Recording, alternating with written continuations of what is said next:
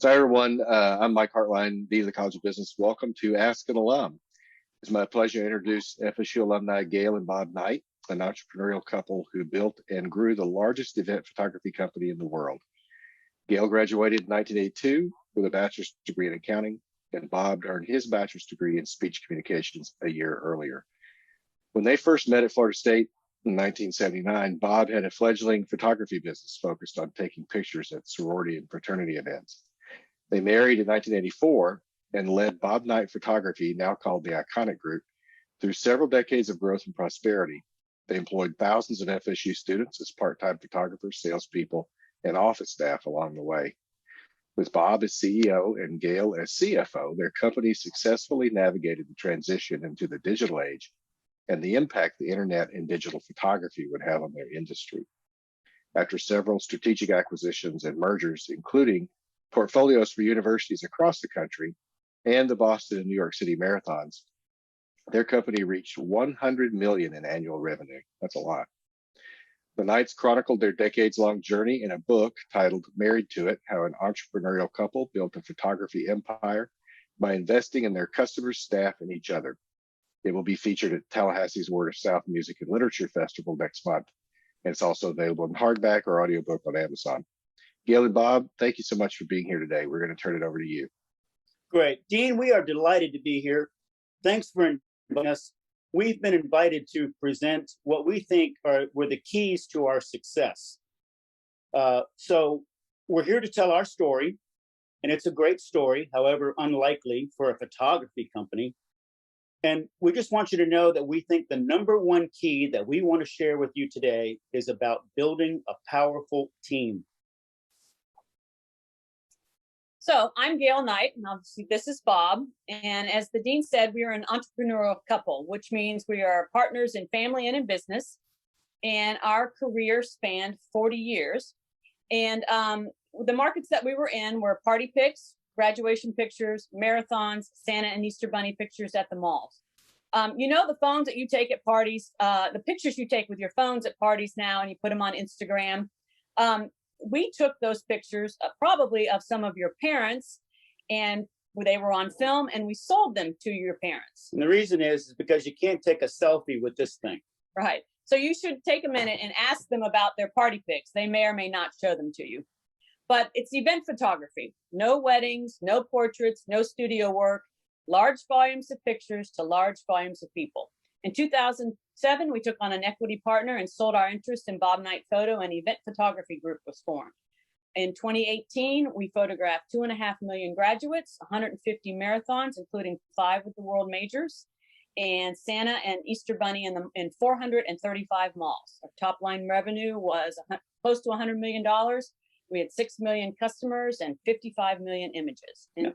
I'm just going to slow her down there for a second. I just want you to grasp that number. 5 million graduates nationwide, worldwide. We dealt in 48 states in North America and in 8 provinces of Canada. Now, when we talk about 55 million images, you have to kind of process that, because 55 million images had to be taken, they had to be manipulated, they had to be sorted, they had to be marketed, and they had to be stored. So I don't know how many thousands of terabytes we have, but 55 million was just 1 year. So you can imagine over the course of a couple of decades what that number might be like. So in 2018, we got completely out of our business, and all in all, we were paid about $30 million for our company, and we are very proud of that. But it was an ominous beginning. So Bob, how did it happen? Well, I was a freshman in 1975. I was from Miami. Came up here and was trying to figure out a way to put myself through school. So I started working for a fledgling little tiny photography company, and I got a job as a part-time photographer taking pictures of sororities and fraternities. Now, at the time, we only had 6 sorority houses under contract. So we had tested the concept, and it was very popular. In fact, nationwide, this service of party pics for sororities was exploding. Very popular. And I knew that we could scale it, and I knew that it would be popular, and I knew that I could sell a whole lot of pictures. So later, I bought that little company for $1,000, even though I didn't have $1,000. I just told them I would pay them someday, and they believed me. And I turned those 6 contracts into 16 contracts. I booked all the houses at Florida State University. I was so proud of myself, such a good salesman. And then I never thought how I was going to pull it off. So the first event we're going to shoot is Rush and Bid Day in the fall of 1976. Let's see, I had a total of 4 photographers, including me, and I had 16 contracts, and I had to be at all 16 houses at the same time, and servicing Bid Day and Rush. So I needed 20 photographers. So my first experience with building a team was hiring that group of 20 photographers. And I didn't take applications, I recruited them. I was looking for sharp people who made a good presentation, who were very approachable, who I could teach how to work a room and take pictures. None of them had any photography experience, but I could teach them. And so the first thing I realized is that I needed money to pull this thing off. And I didn't have any money. That's why I was working as a part-time photographer. So I did what most students do when they get in trouble financially. I went down and asked my dad to loan me $5,000, which he did reluctantly because he was horrified about what I had done and what I was about to do. So I blew through that money from my dad, $5,000, in a very short period of time. And before I knew it, I was out of money again by the time that event would start. I needed to buy cameras and strobes. I needed to buy batteries and film.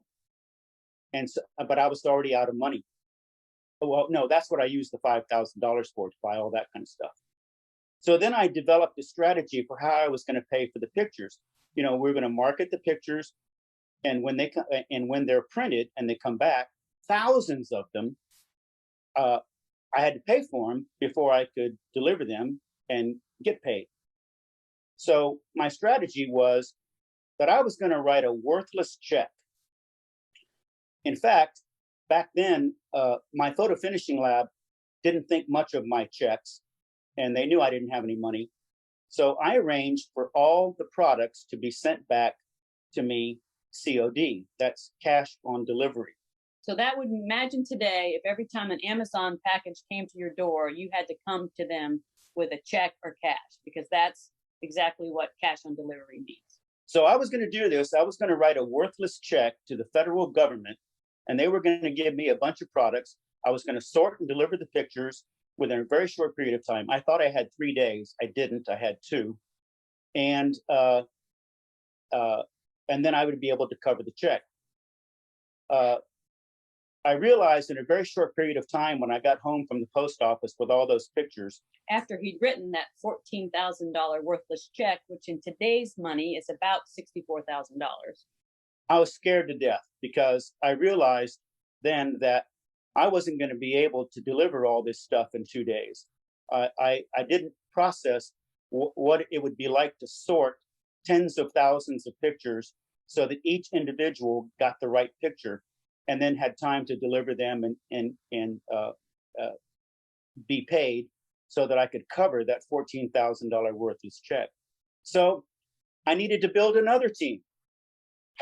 Another team with skill sets different than the photographers, who were mostly male, all male, as a matter of fact, and mostly ADD, which was a good personality for a photographer. So I called one of my best friends at Kappa Delta sorority, and I said, Joanne, please get me 9 girls to come over here and help me with this, because they're nice people. I will pay them, but I won't be able to pay them today. And so that was the second team that I built, the office staff. So on the first day of me opening my business, I had 29 employees, all part-time, and all trying to keep them headed in the same direction. Well, that night we worked through the night. They helped me sort. We packaged all the pictures correctly so that each person knew which pictures were theirs. Individually wrapped and delivered the pictures, most of them, that very next morning. When we deposited checks in the afternoon, because the treasurers and picture reps all knew that they were coming, and I was able to cover that worthless check. The revenue from that week, the first event that we shot, was $40,000. And we were thrilled. I was thrilled. I couldn't believe that we actually pulled it off. So now, fast forward 3 years, and I am, that's right, go back one. There we go, sorry. Fast forward 3 years, and Bob and I met in the fall of '79. I was a sophomore at FSU. I'd started in the fall of '78. It was an Alpha Gam, and I was their picture rep, which meant that I was the one who would call the office and ask to schedule a photographer for our formals or hay rides or whatever. And I was also an accounting major. And I'm embarrassed to say that I actually met Bob on a personal level because I bounced a check to him. And I've never let her forget it since. It's not something that I'm proud of, but I can say that it worked out in the end. But as I got to know him, I realized that his company was growing very, very fast, but he didn't have a clue what was going on. He didn't know where the profit was. He didn't know where he was spending his money. And he had actually moved into the commencement segment. And that's the samples of the commencement pictures are on this slide here. So the commencement business became the centerpiece of our business. It started in Tallahassee and grew very quickly. And now we photograph most universities in the United States, in 48 states.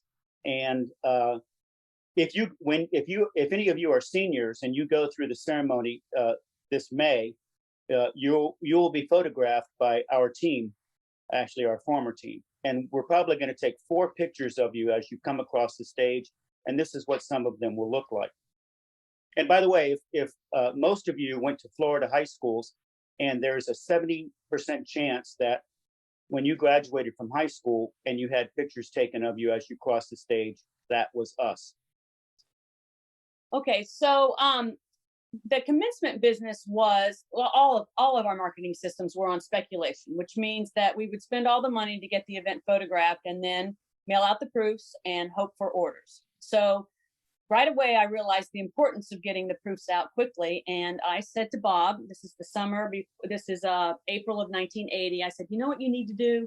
You've got to run 2 shifts. You need a night shift from 5 to 1. So you double the amount of proofs that you can mail out in any one day. And then that you'll get your proofs in, you'll get your money sooner, and hopefully your orders will go up. And he said, that's a great idea. Why don't you do it? So my first job was running the night shift at Bob Knight Photo from 5 p.m. to 1 a.m. Monday through Friday during the summer of 1980. I was taking classes during the day and managing the crew at night. This is actually pictures of our crew, and you can see it was a very manual system. That was 40 years ago. So now it's a lot slicker, but the tape recorder there is we're actually listening to the names being called out from the recording of the ceremony. And it's a lot better now. Those cards there with little tiny pictures on it are the proofs, and they had to be manually rostered and then put in those envelopes and mailed. And let me just say that, how old were you? 19. Okay, she's 19 years old, and she's running my, and I was only 19 when I started too. She's running a big chunk of my business. And so she started to get to know my business pretty well, and I realized she is really smart and she's really dynamic. And I was into hiring smart and dynamic people. So after she was working for a little while as a part-timer, I knew that she could run the night shift. You're up. So we had an amazing growth spurt from 79, well, till now. The business has always been growing and getting more and more popular as long as we stay in our niches, the niches of those events. Gail moved to Miami because she wanted to work for a Big 8 accounting firm, because that was the only way she was going to be qualified to sit for the CPA exam, which was her ultimate goal. Meanwhile, I was running all over the state growing the business, meeting with high school principals, college administrators, and of course, the loyal customers and the sororities from 5 different campuses. And we had a lot of growth, but since I was traveling so much, I didn't know how we were doing on a regular basis. I had those teams running my business for me, those part-timers, and they were all just working hours. I knew that I had plenty of growth, plenty of revenue, but I had no idea about the profit. So Gail moved back to Tallahassee because I asked her to, because I needed her and the company needed her. And so in 1984, we were married. And once we were married, we figured out that I needed her skills inside the company. And so we put all of our eggs in one basket, which was really risky to do. And we started working together. Now, I knew that Gail has certain skills that I don't have. She's good at accounting. She's good at IT. She's good with, systems like running production. I'm not very good at any of that stuff. I'm good with people. I'm a good sales and service kind of guy. And so we split our responsibilities, and she ran one side of the business and I ran the other. And that's when we really started to build the team around us, finding people who were good at things that we weren't doing. And Gail pretty much ran everything inside the company, and I ran everything outside the company. I started the business, and she came in and fixed it. And she's satisfied today. She tells me all the time, I'm satisfied to know in my heart that none of this would ever have happened had it not been for her. Well, that's kind of true. But this photo is obviously of our wedding. And the people in this group picture are either current or former employees that were at our wedding. And since this picture was taken in '84, several of our employees have what we like to say fallen in love on our time. And at each of their weddings, a similar picture has been taken. There's like 5 or 6 more pictures like this of other weddings that have taken place. But look how this is 1984. Look how young these people are, and they were the ones running our company. Fast forward to 1994. This is our staff at the end of the season party that we had after every graduation season. These are part-timers and full-timers. And this was the team that actually grew us to a $100 million firm. And it took time to build that team. It took about 10 years to get all the right people in all the right places. But one thing was for sure, we knew that we had to build a great staff, and we needed a lot of people. As I said before, at its peak, we had maybe 200 people in the office during grad season and 4,000 photographers in the field, photographers plus, helpers in the field. And so how do you get all those people on the same page? We had full-time, we had part-time, we had full-time seasonal. And we began to treat our staff like customers. We took really good care of them, and they took really good care of us, because we realized that we needed them a whole lot more than they needed us. So how do we endear ourselves to those people so that they'll do a good job, they'll be motivated, they'll innovate, and we'll all have success. So this is what I want you to take away from this. You can't do it alone. No business has ever been built by one person. And so, unless well, never mind. And so you need a team. Every organization needs a team. And those teams should be working on projects all the time. Now, because we were a seasonal business, our projects changed from season to season.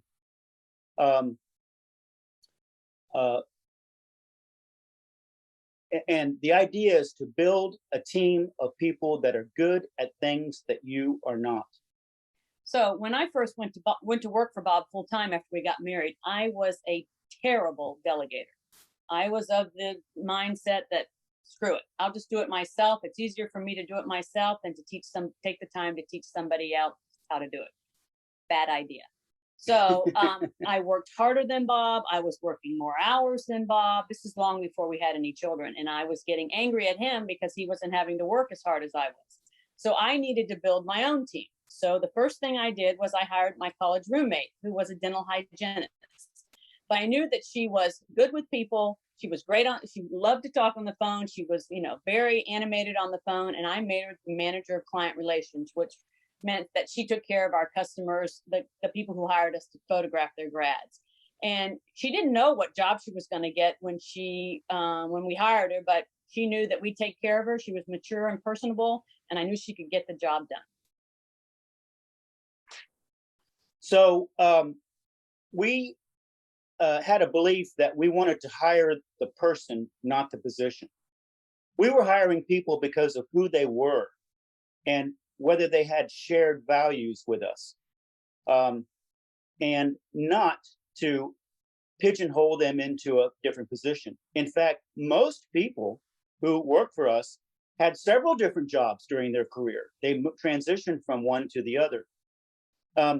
And that was the lesson we learned from the Walt Disney Company. We had a career of working for Walt Disney World and Walt Disneyland too, for 15 years, millions of pictures of their special events down there. And the way we got that job is that they recruited us. We didn't apply for any bid or anything like that. So the way we did that was that we were at a convention once, and we were at a trade show, and the booth right next to ours was the marketing team from Walt Disney World. And we didn't realize it, but the entire time that we were working that trade show, they were interviewing us. They were checking us out. And we were talking about large volumes of pictures to large volumes of people and how we could handle, 4,000 graduates in an instant. And Disney said, God, they would be perfect for our hard ticket events like Grad Night and Mickey's Very Merry Christmas Party. So at the end of the trade show, the marketing manager gave me her card and said, you need to come to Orlando. We need to talk. And that talk turned into a 15-year contract with Disney that paid us more than $500,000 a year for photographing 4 big events for them. So you always want to be in recruiting mode. You're only as good as the people around you. And as I said, you're looking for shared values and people who are approachable. And you too, College of Business major, should be in recruiting mode. Position yourselves so that people can find you and have a conversation with you because they think you're a good person that would be good for their company. We hired people way outside of our business. We were looking for personalities. One example was Natalie Madden, who is now currently Vice President of Finance for Iconic Group, a big, big job. But we hired her when she was a bartender at Carrabba's restaurant here in Tallahassee.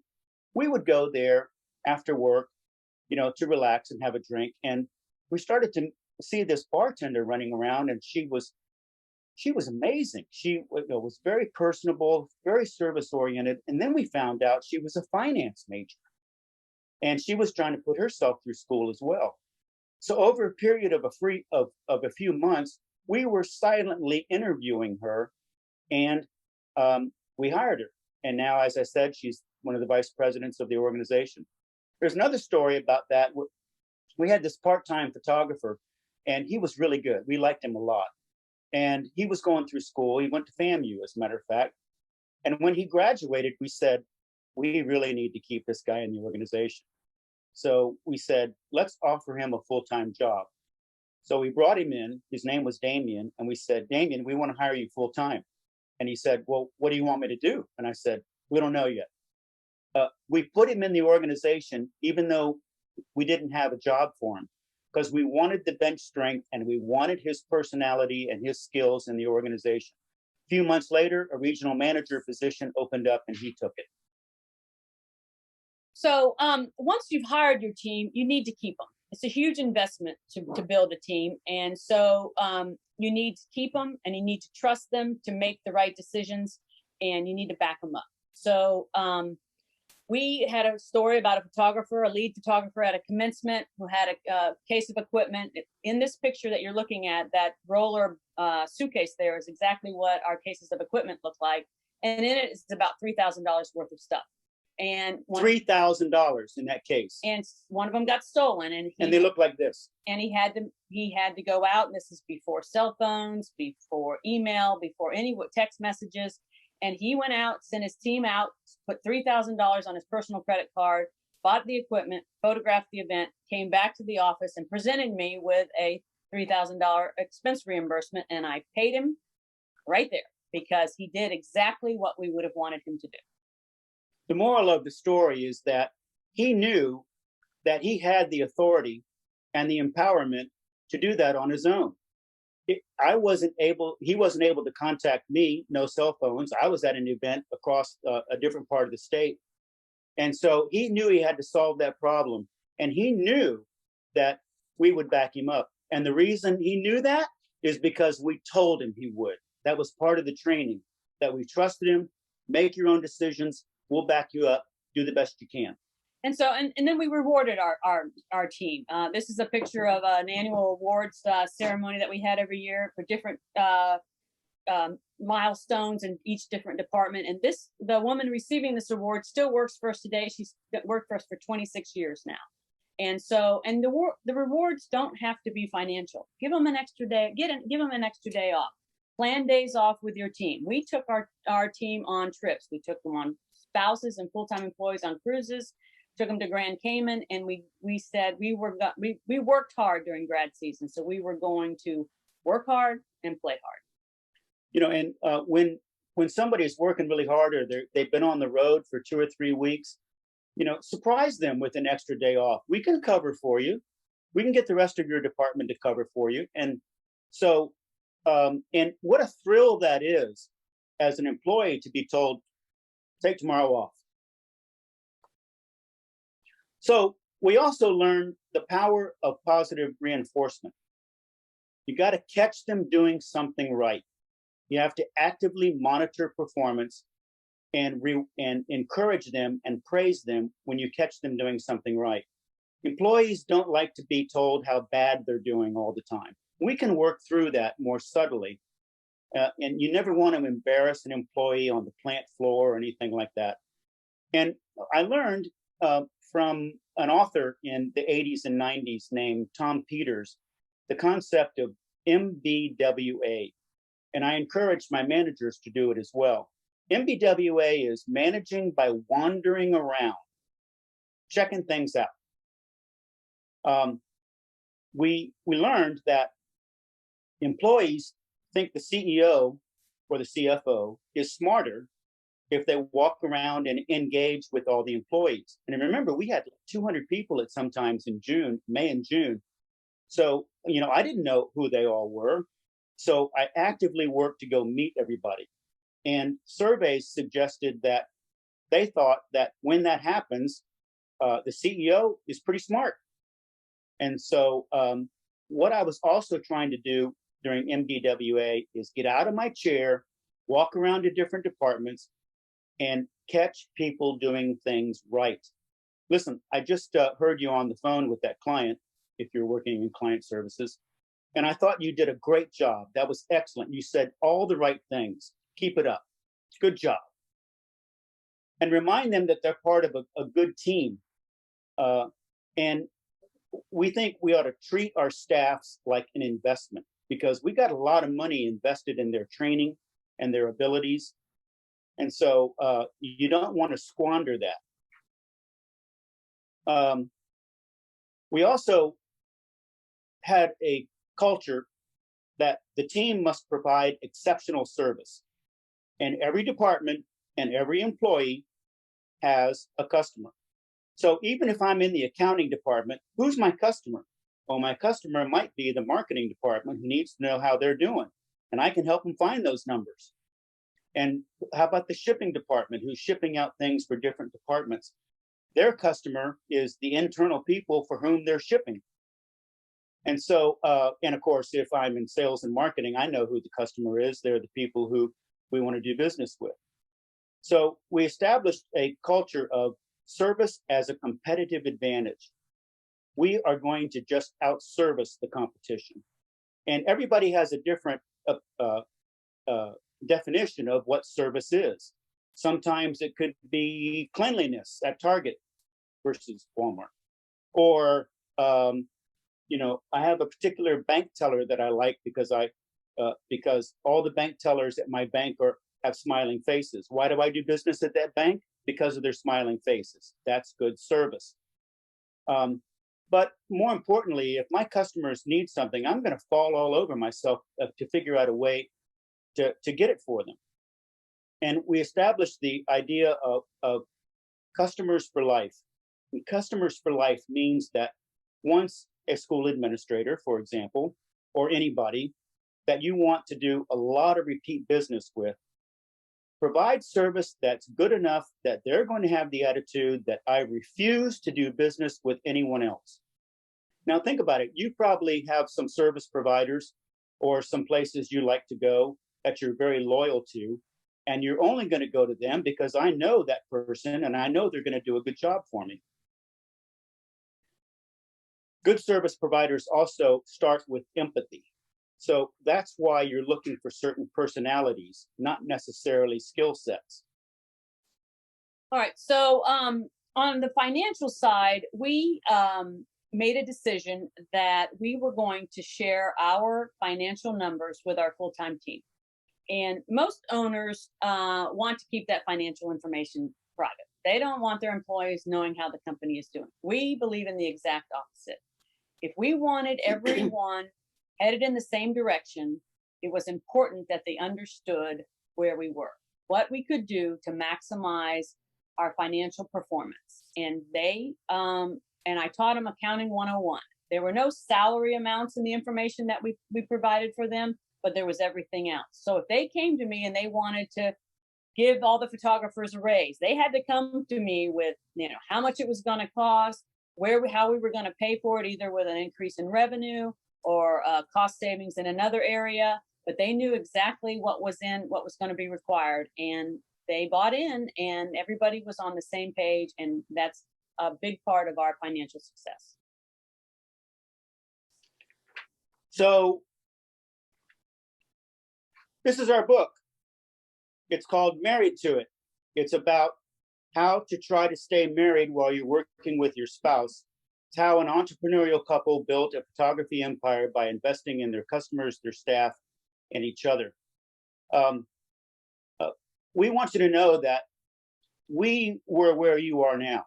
Gail was a business major. I was a communications major. We've been living in Tallahassee for 40-something years. And so we think we have a shared experience with you. We just did it earlier. So this is not only a story about how we built the business, but there are lots of business lessons in here. What we talked about today is just one of them. But it's also about life at FSU in the last quarter of the 20th century, which is well documented, of course, through our pictures. It's a story about Tallahassee, where the business began and still thrives today.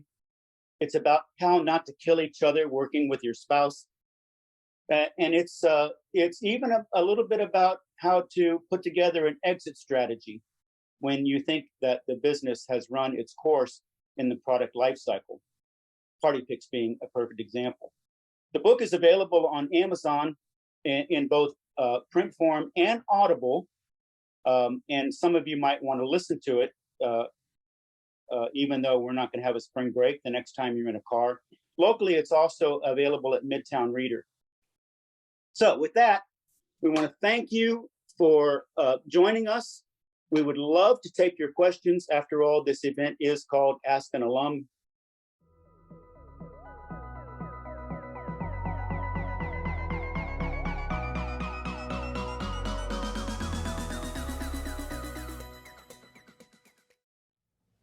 Well, that's an excellent question. We don't know. All I can tell you is that photography companies are dropping like flies. And it's because of this. You really don't need a professional photographer as much as you used to. Now, there's certain segments that will continue forever, probably. Photojournalism will always be there, but that's not a business necessarily. Most people who do photojournalism and recording world events are employed by media outlets, things like that. And I don't think wedding photography is going away either, although that's getting smaller and smaller. And photographers who are in the wedding segment don't make a lot of money because it's difficult to scale. Even if I shoot one wedding every week, that's only 52 weddings a year, and that's not a career.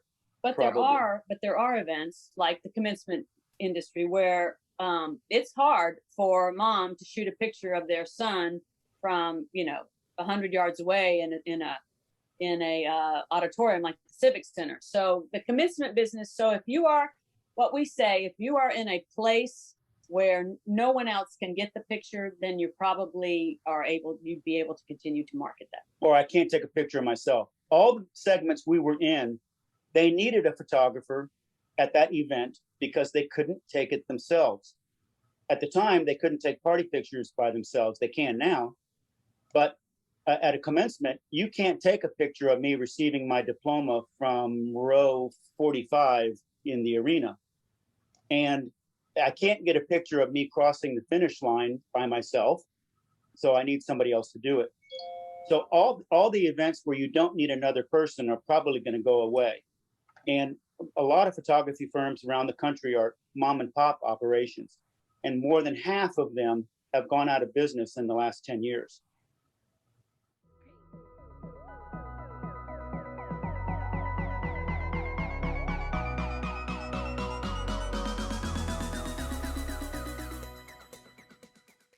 Well, that's a good question too. We started slow, and that actually started back in '76, right after I shot my first graduation. I realized it could be successful. So my strategy was to get 1 or 2 high schools under contract in each of the biggest counties. 1 in Jacksonville, 1 in Orlando, 2 or 3 in Daytona. Slowly, Tampa, 2 schools the first year we were working there. And then we used those samples the next year to go around to the other schools in the county and say, look what your rival school is doing. And this is popular. We can prove that it works. We think you have a need because nobody else is doing it. And we think it'll make you look smarter, Mr. Principal. It's a service that you can provide to your parents that doesn't cost them anything, doesn't cost you anything, and there's no obligation to order. Why not do it if we can prove that it works? So it expanded little by little, and over the first 10 years, we had most of the market share. The other thing to remember is that in the state. It was a new market, so Bob was running all around the state trying to book that business before anybody else could get in it. And with Florida it was all Florida based at the time, and with Florida being a peninsula, there wasn't a lot of people coming from other places. Our first customer was Leon High, and Mr. Connolly there, who was the principal at that time. We tell the story in the book about how he hired us, and he was the first one that we photographed. As far as the universities are concerned, they were a little more difficult to book because, there was several layers of administration, and the person running the ceremony may not be the same person as the decision maker. So our first university was actually University of Central Florida, and they gave us great recommendations that we went around to the rest of the state universities and indeed all the private universities, and slowly began to book all of those. FSU was first photographed by us, their commencement ceremony in 1979, and it was in Tully Gym. And so when you go through FSU's commencement ceremony, you will be following hundreds of thousands of FSU graduates whom we've had the pleasure of photographing since 1979.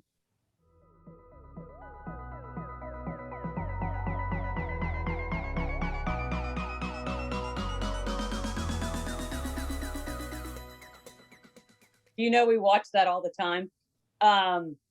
It reminded me of going through the process of trying to sell your business or sell your idea. And when we were taking on an equity partner, we met with 20 different, equity firms. And so, when you go into Shark Tank, you've got 6 or 5 or whatever it is sitting there interviewing you.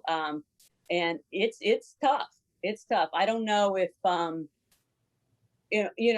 think that, we'll go when we sit there watching, well, that'll never work. They'll never buy into that one, or it's overpriced or whatever. But, there's a lot of times where we think that's a good deal. I read an article that there's a lot more detail in Shark Tank and a lot more research that goes into it from the sharks, if they're particularly interested in something. And this is all before the event happens. Of course, when the show comes on, it's a performance, but they know a lot more about those companies that they're interested in before they get there. They wouldn't just make a $500,000 investment without knowing anything and not doing their due diligence. So they already have a lot of insight to those companies before they get there.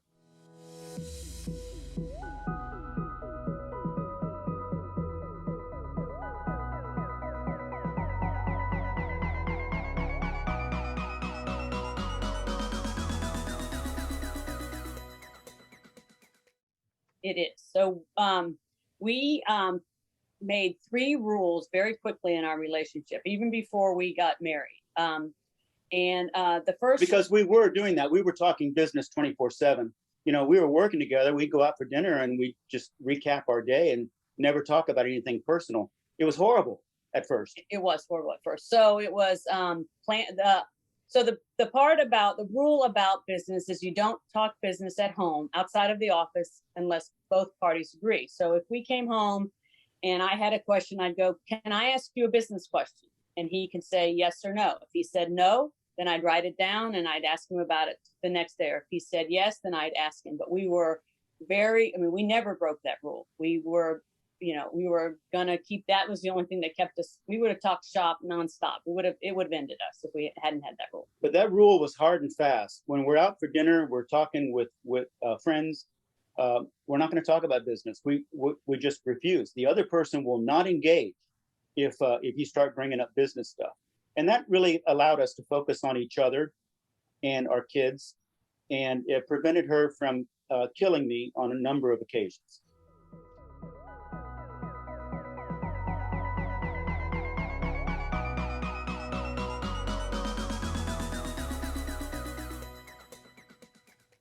I think the principles are pretty much the same. Good service ethics, building a strong team, empowering your team to do a good job. The rest of it is just mechanics. It's just, whether we're building it in a digital space and innovating more and more. I wouldn't do a whole lot more different as far as values than what we did that's highlighted in this book. In some ways, it's a lot easier to build a business now because you can move information and you can, move, for our case, you can move pictures around a whole lot more easily. But in some ways, it's more difficult too because it's more complicated and it's all driven by IT. IT, is. I would say that even though we're not currently in the workforce, watching people, working from home this last year and all of that, I think we should take the positives, if we can call them that, of this pandemic and use them to our advantage. If somebody needs to work from home, they should be allowed to work from home. So when the offices reopen, I think there needs to be a different type of office setup. There needs to be, more flexibility for families with children, so that they can, run their lives and support them in a way that we've proven people can work from home. So allow them to work from home if that makes their home life better, because if they're happy at home, they're going to be happy at work. Yeah, but not everybody works at home the same way. And I think some people struggle with it. There have been articles about people wanting to get back into the business, back to work, needing to get back to work, actually enjoying the commute. Other people are thinking, I never want to go back to the office again. And they don't have to, as long as they have everything they need at their fingertips. So I think it's an interesting dynamic. It's going to be interesting to see if all the commercial property in the world still exists after we open back up. I don't know.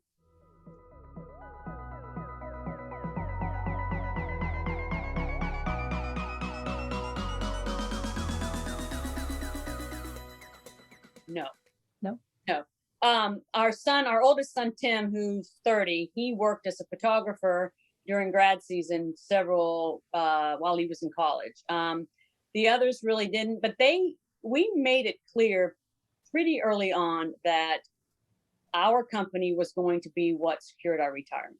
And so we didn't really talk about And their retirement and too. their retirement too. So it wasn't going to be we never talked about a legacy business, going on. And so they never really expected to work in the business, and they all have their own paths now and are doing well.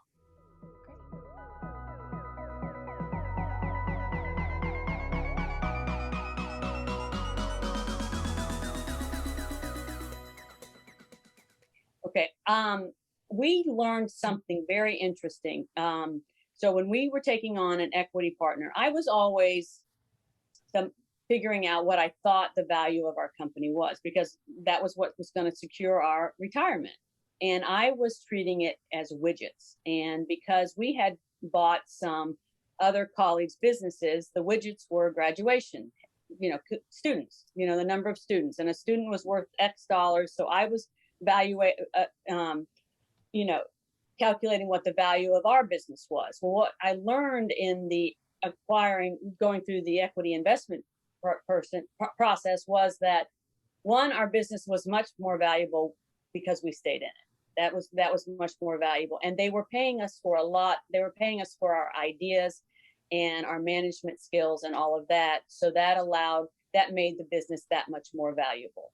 And they were paying us for our team that we had put together, and all of them stayed. Most of them are still there now. So we didn't have any. So it would have never. The reason we went through the equity process was that I talked about us investing in a couple other firms, but Bob and I were funding those acquisitions, and even though we were borrowing, we're signing. We're putting our personal guarantee on the line. So it's Bob and Gail that are buying them, that are on the hook for this money. And I finally said, I'm really tired of being on the hook for these investments. So we wanted to bring other people in and use their money to grow the firm that way. And that's how the firm grew to 100 million. We never thought that number, we didn't think would ever happen. But once we went the equity route, then we saw that it was possible. When I first started, I had no idea that we would even generate $40,000 in the first week, beyond my wildest expectations. And about 6 months into it, I'm thinking, well, this will work. I could do this until I graduate, and then I've got to go do something else. But when I got near graduation, I said, maybe we should stick with this a little longer. Let's see where this can take us. And I never did look for another job. And so the answer is no. We've been very fortunate. We've been very grateful, but we had no idea it was going to turn into a $100 million firm, especially in photography.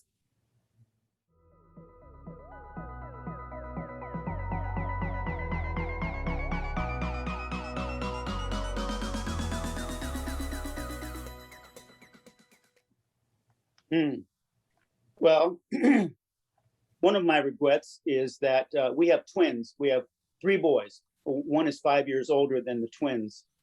And as we said, except for the oldest one, none of them worked in the business. And it occurred to me pretty recently that I never taught the twins how to take pictures. Oh, huh. And that didn't come to the fore until one of them came to me and asked me how to do something. And I said, you don't know how to do that? He said, well, you never taught me. So that's one regret I have. The others are more specific about certain schools. I should have approached this client differently, or I could have done more to keep that client. And as far as the team was concerned, I do have a regret that I didn't learn managing by wandering around earlier, because that became so powerful and and reinforcing positive behavior. I had to learn that. That didn't come naturally to me, but it obviously made sense, and I wish I had done more of it earlier. And the part on the positive part was, don't be afraid to take a risk. Don't be afraid to. I mean, we had 4 acquisitions before 2007 that we financed on our own, and it was scary. It was really scary, and we knew, and it was all, we were buying commencement businesses, and so we were just adding more work on the same frame, on the same time period that we had in the other 10. So we were making, graduation season busier and busier and busier, and we had to execute it correctly. And but it all worked out because we were focused and we weren't afraid to take the risk. All comes back to the team. Each of those acquisitions she's talking about were in different parts of the country. Los Angeles, Southern California was one of the first ones. And so we said, well, how are we going to do this? Well, somebody's got to go out to California and execute this, hire a team and all that kind of stuff. So it gets back to our team again. We said, okay, who wants to go to California and manage this operation, which was going to be huge. And so I don't think I would do any of that differently, but that's how we were able to pull that off.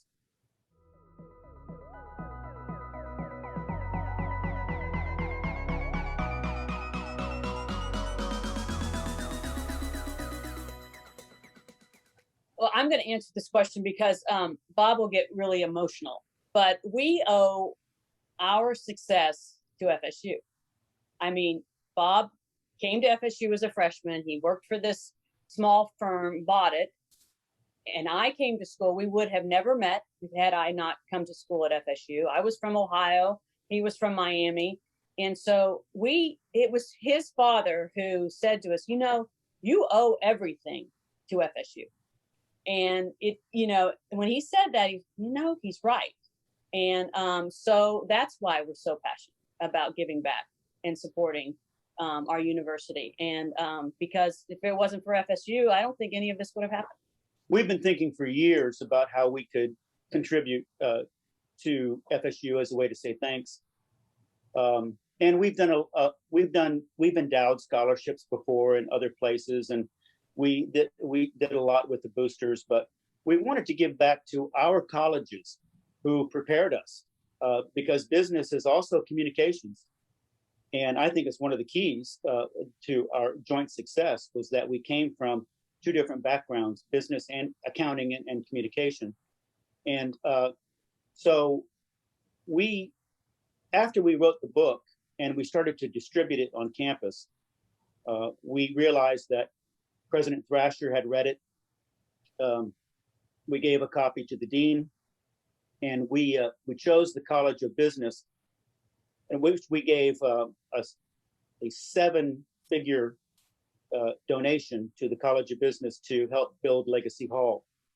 And so it was a no-brainer for us, and we knew that eventually we were going to be doing that. We just didn't know when and how.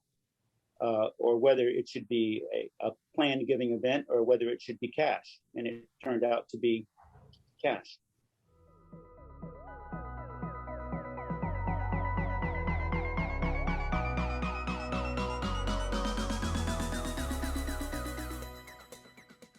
Well, this is kind of funny, but Bob managed, before cell phones and before a lot of the technology, Bob managed his life.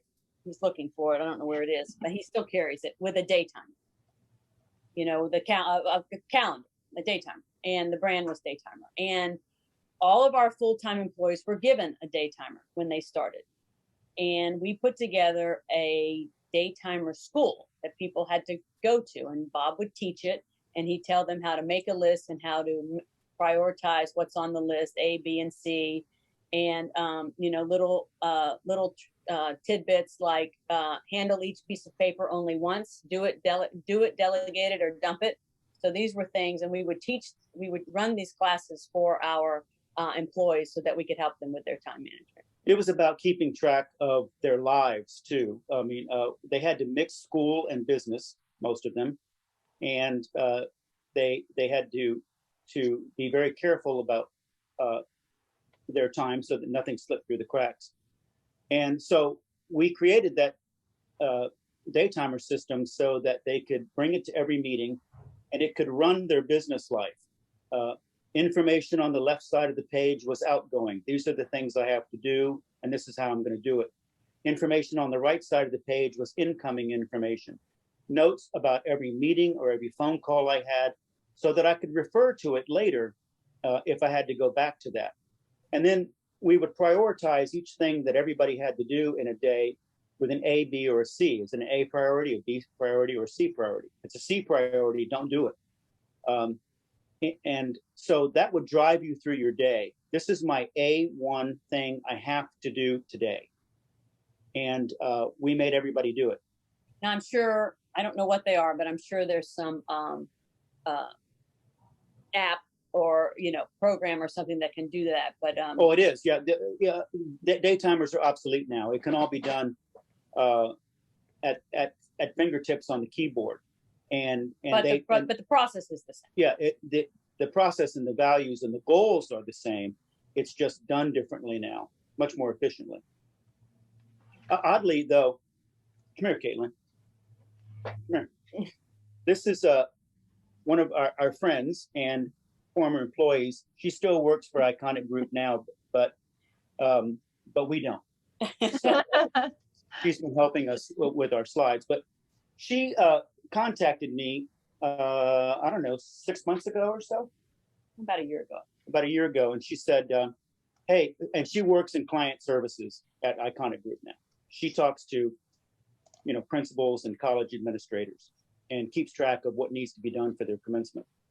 And she said, I just finished watching a video of you in a meeting conducting daytimer school.